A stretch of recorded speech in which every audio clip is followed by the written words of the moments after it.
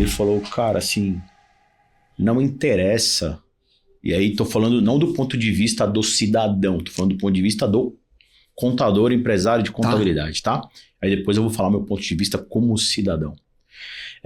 Como empresário de contabilidade, cara, não interessa se a lei é boa, se a reforma é boa, se a reforma é justa, se a reforma é injusta. Interessa que ela vai acontecer sim ou não? Sim, ela vai acontecer. Bom, visto que ela vai acontecer, como eu lido com ela? Segundo. E, em cima do que eu lido com ela, como eu ajudo o meu cliente a lidar com ela. Esse é o ponto de vista que um empresário contábil tem que ter com relação à reforma. Pragmático, né? Racional, total, zero emoção. Total, zero. E aí, a partir desse momento, ainda bem que foi bem no começo desse processo, eu mudei um pouco a minha perspectiva de olhar para essa questão. Tá? E aí, tô falando da reforma inteira, tá? Deu uma engasgada. A reforma inteira. Bebe água aí. Desliga o microfone.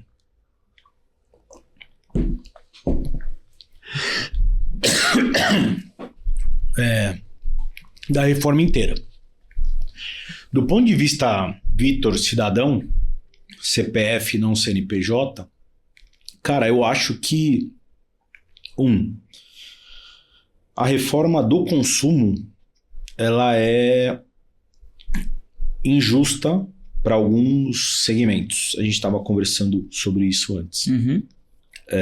Ela tem uma tendência a simplificar algumas coisas, com certeza, mas ela é injusta para alguns segmentos. E como tudo no Brasil, começou com uma ideia muito boa que foi se desvirtuando no meio do caminho. Qual era a ideia muito boa? Que é o que os outros países fizeram, tá? Na sua grande maioria. A ideia muito boa era, cara, existe um imposto único, é uma única alíquota e é isso. Que é o IVA. Qualquer atividade. Isso, beleza.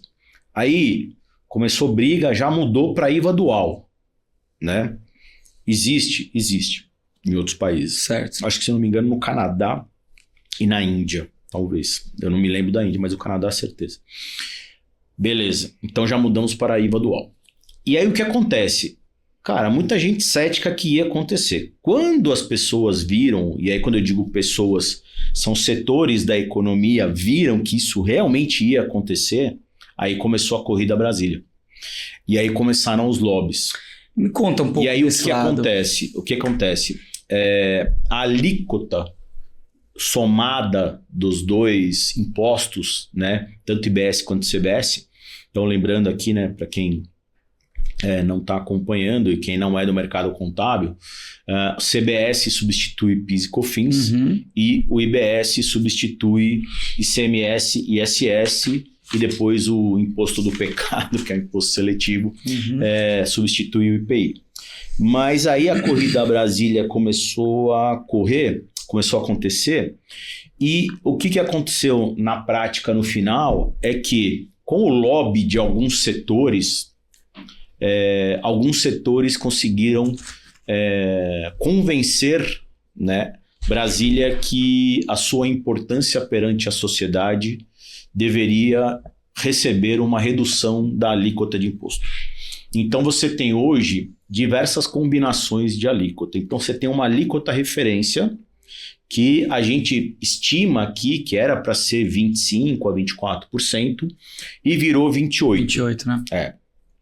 Mas assim, não é que virou 28%, né?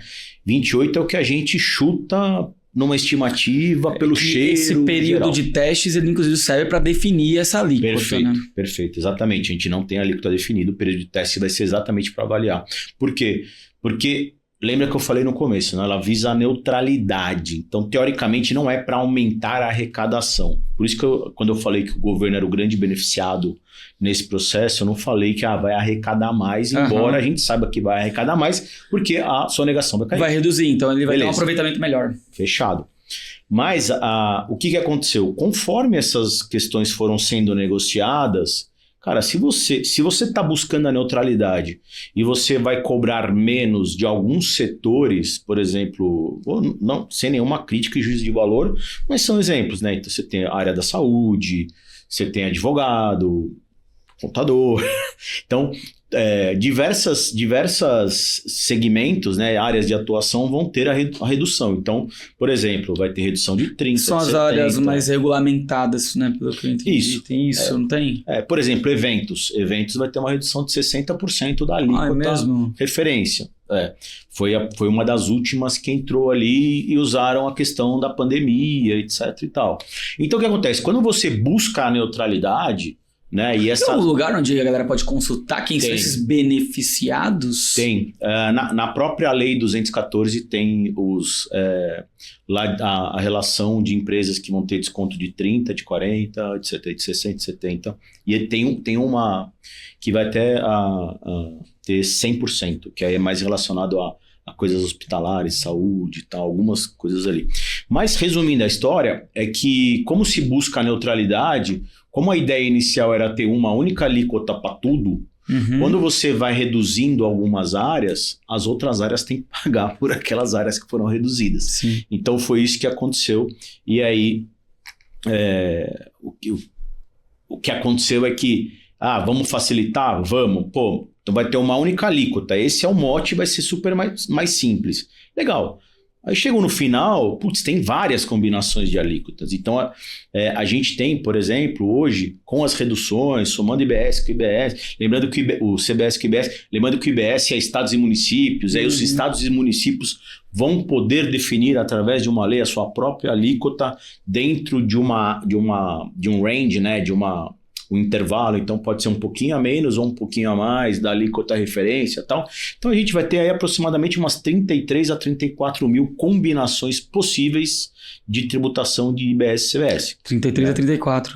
33 a 34 mil combinações. Porque você vai ter alíquota referência para algumas atividades, alíquota com desconto... 33 a 34 mil combinações? Mil combinações de alíquotas finais possíveis, juntando IBS e CBS. Caraca, bicho. Isso porque, vamos lá, a gente tem algumas empresas vão pagar a alíquota referência, outras vão pagar com 30%, outras com 40%, e assim, várias com desconto. Então, se você somar todas essas com desconto, mais as questões estaduais e municipais, que vão poder, né, por exemplo, então você vai poder ter até 34 mil, 33 e uns quebrados aí, 33 mil combinações possíveis, né? E lembrando que isso, eu estou falando isso de combinações possíveis, porque é uma outra coisa que muita gente aí fora, que não saiu na mídia, quer dizer, deve ter saído, mas não com muita ênfase, é que o imposto IBS, ele muda a dinâmica do ICMS e do ISS com relação ao destino desse imposto, né? Então, por exemplo, a gente está aqui em São Paulo e presta um serviço para uma empresa no Rio de Janeiro. O ISS que eu pago aqui para São Paulo, que é onde eu estou. A partir do momento que isso muda para o IBS, eu vou pagar esse IBS lá onde o meu cliente está, né? Então eu vou pagar o IBS lá do Rio de Janeiro. Legal. Então essas são as combinações possíveis, entendeu? Cara, vamos lá, em resumo da ópera, então a gente pode fazer uma apanhada aqui dizendo que sim, reforma tributária é uma realidade, por tudo que você viu e todas as pessoas que você conversou, é uma realidade, então a gente tem que tirar a emoção de lado aqui e falar o que pode ser feito a partir dela. Matheus, desculpa te cortar, claro, mas só para finalizar esse assunto, né? Que é com relação ao PL 1087, que dessa semana virou lei. Cara, assim, não existe nenhuma dúvida que a lei que foi criada é grotesca, tá? Não existe nenhuma dúvida. Tanto que existe uma discussão gigantesca. Mas beleza, essa tributação dos lucros e dividendos, que também não é uma tributação de lucros e dividendos, fique claro. As empresas do Simples não podem, porque a lei do Simples, lá no artigo 14, diz que os lucros distribuídos por empresas ME e EPP não são tributados, né? Mas essa lei está dizendo outra coisa, então não poderia, então não sei o quê. Então tem diversas polêmicas. A lei é confusa, inclusive, que foi publicada, mas ela é uma realidade. Então, assim,